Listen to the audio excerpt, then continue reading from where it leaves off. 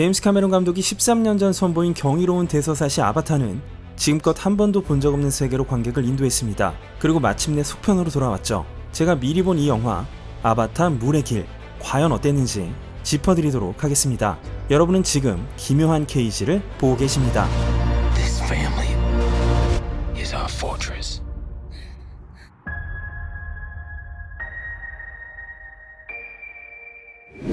가장 궁금하신 건 비주얼일 겁니다. 정령 시각혁명일까? 그저 CG를 이용한 게임 레벨이 아닐까? 라는 의구심을 가진 분들도 계실 텐데요. 전편이 3D 시각혁명이었다면 이번 속편은 3D, HFR, HDR을 통해 좀 더 섬세하고 몰입감 있는 이미지로 펼치는 마치 실존하는 듯한 임장감의 혁명입니다. 일단 모든 시각적인 요소들이 기존의 것들을 상회합니다. HDR을 통한 빛과 어둠의 가장 완벽한 대조, 18개월 동안 진행한 모션 캡처로 재현한 뼈와 근육, 피부까지 마치 살아있는 듯한 나비족과 모든 생명체들의 움직임도 놀랍지만 특정 장면들만 높은 프레임률로 보여주는 HFR은 영화의 생명력을 더합니다. 제임스 카메론 감독은 모든 HFR 장면이 48프레임은 아니며 각 상황에 맞게 프레임률을 조율했고 HFR 장면이 필요한 조건엔 패턴이 없고 필요하다고 여겨지는 적재적소에 적용했다고 밝혔습니다만 이 HFR의 담론의 여지는 있습니다.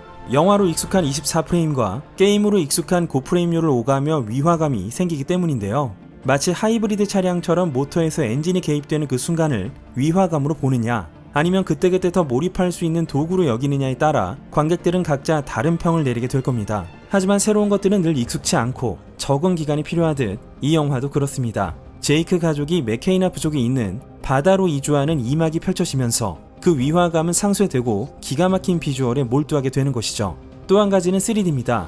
HDR을 통해 3D 안경을 쓰고도 화면의 밝기가 상쇄되지 않습니다. 단순히 얼마나 튀어나왔고 들어갔는지의 깊이감이나 원근감을 주는 정도의 3D 효과가 아닌 우리가 실제 눈으로 볼 때의 입체감을 최대한 재현합니다. 숲을 배경으로 한 1막은 분명 1편보다 시각적으로 진화했다는 느낌 정도를 주지만 충격은 바다로 옮겨간 2막부터 시작됩니다. 지금껏 본 모든 시각 매체 중에 가장 완벽한 물을 구현했습니다. 배경은 수평선 끝까지 아득하게 묘사되어 있고 물속에선 투영된 빛이 일렁이며 공기방울마저 실제 같습니다. 스쿠버 다이빙, 아니 스노클링 정도라도 해보신 분들이시라면 물속에 있던 느낌이 곧바로 상기될 정도인데요. 뿐만 아니라 나비족의 표정은 안면 근육이나 눈동자의 작은 떨림까지 한시도 멈추지 않고 살아있음을 느끼게 하죠. 영화 후반부엔 내내 이 경이로운 환경 속에서 생명체와 메카닉들이 뒤엉키면서 입을 다물 수 없는 액션 시퀀스가 펼쳐집니다. 인상적이었던 건 시곱스 잠수정 콕핏에서 숄더 뷰로 캐노피 밖을 보여주는 장면이었는데요. 정말 탑승해 있는 느낌. 그렇게 이 영화의 비주얼은 영화를 관람한다에서 영화를 경험한다로 관객을 인도합니다. Teach them our ways. If you want to live here, you have to ride. 1편의 엄청난 흥행에도 불구하고 이 영화에 안티가 있었던 건 바로 변곡점이 뚜렷하지 않은 단순한 침략 서사였습니다. 심지어 목적보다 수단이 앞선다는 의견도 있었죠. 1편이 제이크 설리의 성장과 각성, 나비족과 인간들의 전쟁을 다루고 있다면 2편은 전쟁이 아닌 추적과 저항입니다. 이번 영화에서 제임스 카메론은 가족을 주제로 공감이라는 카드를 씁니다. 가족은 우리가 속한 곳이고 가장 밀접한 곳이며 우리가 겪었던 또는 겪고 있는 갈등을 이들 또한 겪습니다. 시각적 경의를 주면서도 감정적으로는 우리에게 가장 익숙한 방법을 쓰는 것이죠. 제이크와 네이티리는 판도라의 숲을 터전으로 파란만장하게 살아가며 부모가 되어 가족을 거느리게 되었지만 서로 다른 양육 방식과 입장 차이를 보이며 갈등하고 자녀들은 지나치게 인간을 경계하고 그야말로 군인처럼 엄하게 구는 아빠 제이크를 도무지 이해할 수 없습니다. 그렇기에 가장 입체적인 캐릭터는 스파이더와 로아크입니다. 이 두 캐릭터는 영화 속에서 가장 많은 경험을 하고 충동적이지만 선택은 정의롭죠. 눈치를 보지 않고 결과를 신경 쓰지도 않습니다. 인간과 나비족 양쪽에 걸쳐져 있는 스파이더는 이 영화에서 가장 깊이 있고 입체적인 캐릭터로 로아크는 제이크와 대척점에 세워진 갈등의 촉매로 이들의 행위가 정말 중요하게 작용합니다. 하지만 에이와와 직결되는 어딘가 다른 나비족 키리의 이야기는 남겨둡니다. 케이트 윈슬렛이 연기한 로널의 활약도 다소 부족한 감이 있습니다. 아마 3편에서 보여지지 않을까 싶습니다. 사실 이 영화는 많은 설명을 하지 않습니다. 코리치가 리코모로 돌아온 테크놀로지도, 키리가 어떤 과정으로 잉태되고 태어났는지도 이 모든 건 영화 초반 제이크의 보이스 오버와 회상 장면으로 짧게 보여주고 넘어갑니다. 이렇듯 플롯은 잔가지를 쳐낸 듯 직선적이지만 많은 감정을 풍부하게 담아냈습니다. 이 영화의 러닝타임은 3시간 20분이 넘습니다. 그렇게 몰입을 돕는 트릭들이 있는데요. 특히 시퀀스가 길지 않고 각 시퀀스를 연결하는 방법이 매우 스무스합니다. 장단을 주지 않고 적절한 리듬으로 슬쩍 넘어가는 것이죠. 이 영화는 분명 전작에 비해 더욱 섬세하고 다양한 얼개를 보여주며 이야기를 확장합니다.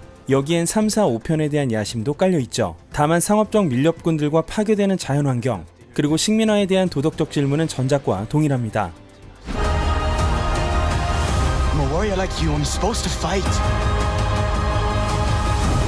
많은 생물들의 울음소리들은 스피커를 찢을 듯 울리며 감정을 전합니다. 음악이 없는 순간조차 판도라임을 알 수 있도록 엄청난 양의 효과음들이 유기적으로 들려오는데요. 음악은 전작처럼 민속적인 타악기와 콰이어의 허밍과 피리 소리 등 부족적이고 토속적인 장엄함을 주며 최대한 전자적이지 않은 형태로 뽑아냈습니다. 그리고 상당히 변주가 많고요. 그 변폭이 크다는 특징도 있습니다. 특히 로아크가 수중에서 난로차에게 쫓기며 죽을 위기에 처하는 시퀀스, 그 몇 분 동안의 편곡은 도대체 악기가 몇 채널인지 몇 곡이 휘몰아치는지 가늠하기 어려울 정도로 복잡다단하게 편곡되어 있습니다. 네, 지금까지 이 영화의 시각, 청각, 스토리까지 3가지 요소를 중점으로 영화가 어땠는지 말씀을 드렸는데요. 이 영화는 제임스 카메론 감독의 영화적 여정과도 같습니다. 해양 생태계의 이형의 존재를 다뤘던 어비스, 해양에서 벌어진 재난, 함정 내를 탈출하는 등의 장면과 금단의 경계에 선 사랑은 타이타닉, 네이티리와 로널 같은 여전사 모델링은 에일리언2의 리플리, 스파이더와 뭔가를 배워나가는 쿼리치와의 관계는 터미네이터2 심판의 날에서 T800과 어린 존 코너의 교감이고, 제이크 가족의 도피는 사라 코너가 티천으로부터 존을 지키기 위해 떠났던 것과 비슷하죠. 지금까지 열거한 것들은 제임스 카메론의 영화들 중에서 가장 아름다운 레거시였습니다. 해양 생태계와 환경 또한 다루고 있지만 시고니 위버의 말처럼 뭔가를 가르치려 하지 않고 그저 벅차오르는 감정을 전할 뿐이죠. 이 영화는 제임스 카메론이 그저 기술에 경도되고 매몰된 창작자가 아닌 현존 최고의 영화 감독 중 하나라는 사실을 다시 한번 확인시켜 주었고, 지금껏 그가 만든 영화 중 최상의 도달점입니다. 저 역시도 어쩌면 도박이라고 생각했지만 이젠 이 영화가 이룰 위협을 기대하면서 이번 순서를 마치겠습니다. 조만간 며칠 내로 탑건 매버릭 때처럼 그동안 취재한 내용들을 가득 담은 아바타 물의 길 완전 분석 영상으로 찾아뵙겠습니다. 지금까지 기묘한 KG의 K였습니다.